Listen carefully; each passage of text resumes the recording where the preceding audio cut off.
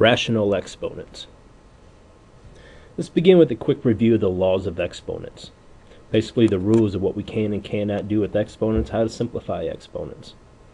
First one is called the product rule, which product implies multiplication. That's exactly what's going on. We're multiplying two powers together.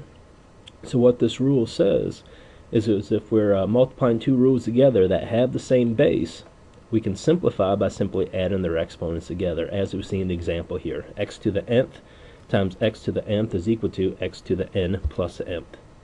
But you have to have the same base. Our example, r cubed times r to the fifth times t to the seventh. One term with three factors.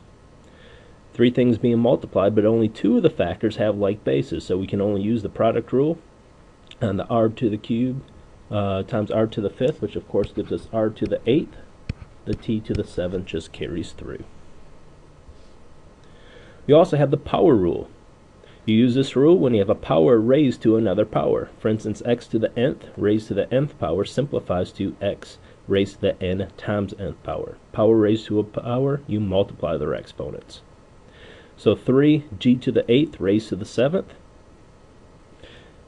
That exponent of 7 only belongs to what's inside the set of parentheses, the g to the 8th. So a power raised to a power. 8 times 7 becomes g to the 56. That 3 is not going to change. We're not doing anything to it. It's outside the set of parentheses, so it just carries through. The quotient rule. Quotient implies division, so here we're dividing two powers with like bases. X to the nth divided by x to the nth. The quotient rule says you can simplify this by subtracting their exponents. But of course, subtraction order matters. It's the numerator's exponent minus the denominator's exponent.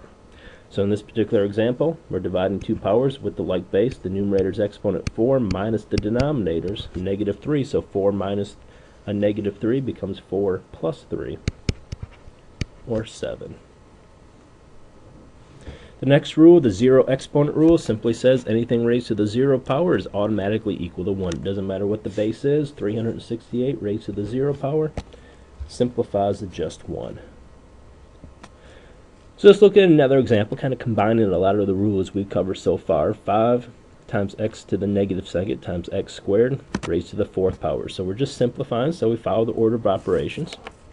Simplify what's inside the set of parentheses first. So inside the set of parentheses, we're multiplying two powers with like bases, so we add their exponents. Negative 2 plus 2 gives us 0.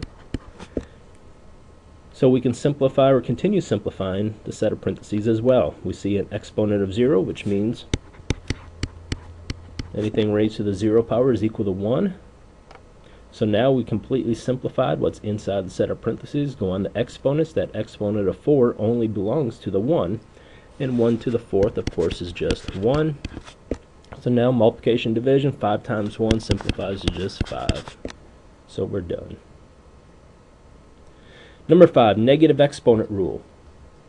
It's never considered simplified to leave a negative exponent in your final answer, so this rule shows us how to get rid of them. If you have a factor that has a negative exponent in the numerator, just move that factor down to the denominator and it becomes positive.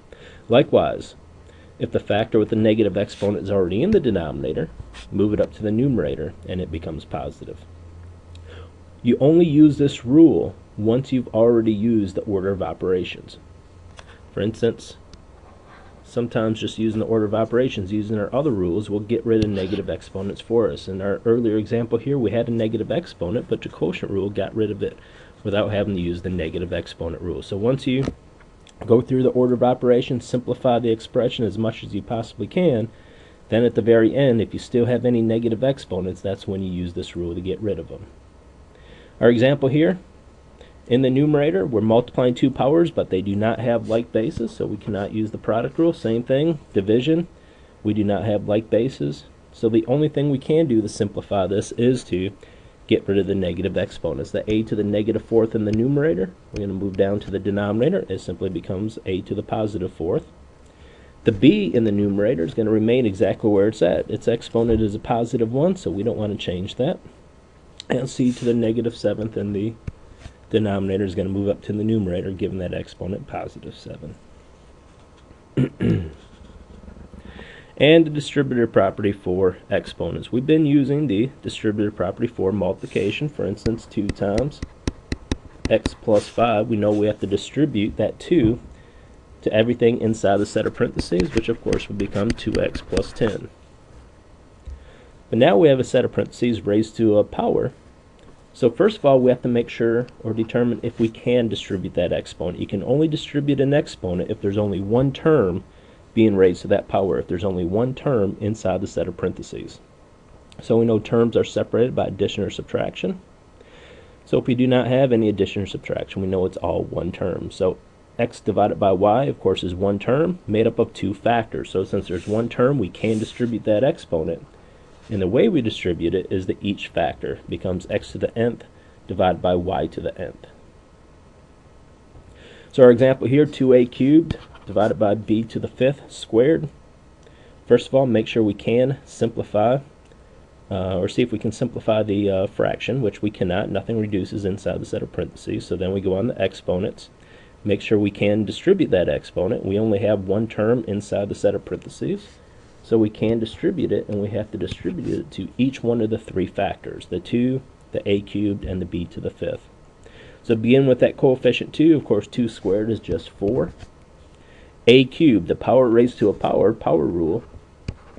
Multiply their exponents becomes a to the 6th, and same thing as the denominator, b to the 5th times 2 becomes b to the 10th. So you can only distribute an exponent if there's one term being raised to that power.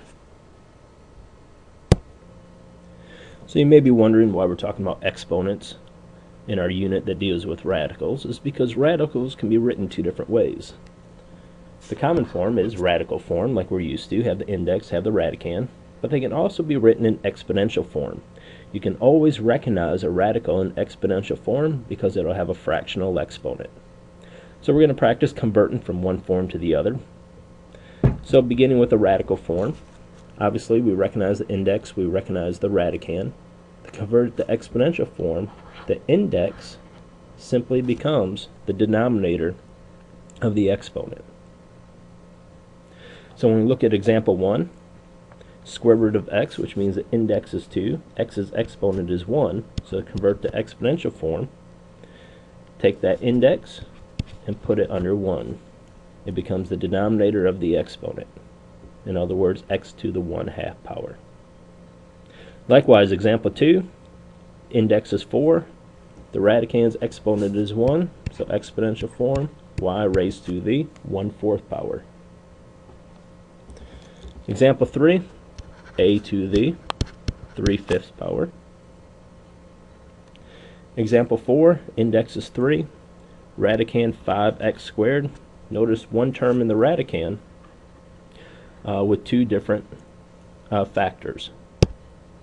So we know each factor has its own exponent. That exponent of 2 only belongs to the x. 5 has its own exponent of 1. So that becomes 5 to the 1/3 power, x to the 2/3 power.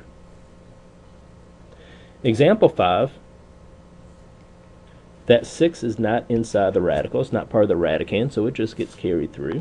Becomes 6 times y to the 1/2 power.